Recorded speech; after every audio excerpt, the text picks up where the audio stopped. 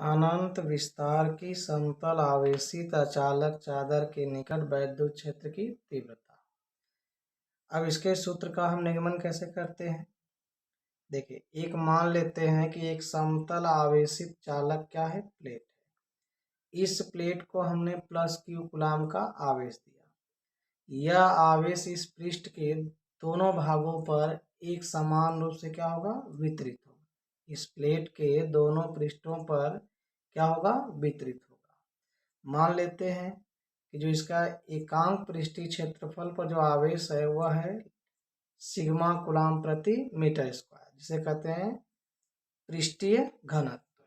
देखिए, सबसे पहले मानते हैं कि माना अनंत विस्तार की समतल आवेशित अचालक प्लेट है, चादर है, जिसको हमने प्लस क्यू कूलाम का आवेश दिया और यह आवेश इसके पूरे पृष्ठ पर एक समान रूप से क्या हो गया? वितरित हो गया, जिसका पृष्ठीय घनत्व लेमडा कूलाम प्रति मीटर स्क्वायर है। लेमडा बराबर होगा क्यू अपान ए, तो लेमडा ए बराबर हो गया क्यू।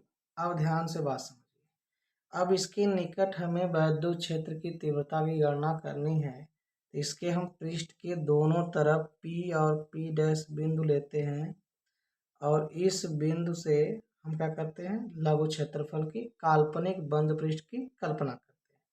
तो ये जो काल्पनिक बेलन की तरह बंद पृष्ठ बन रहा है, इससे हम निकालेंगे होकर गुजरने वाला वैद्युत फ्लक्स।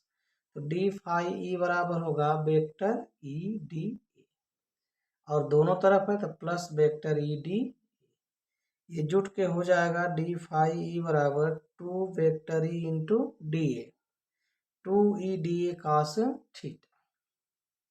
यहाँ पर जो थीटा है वो 0 होगा, तो डी फाई ई का मान हुआ 2 E D A cos 0 2 E D A.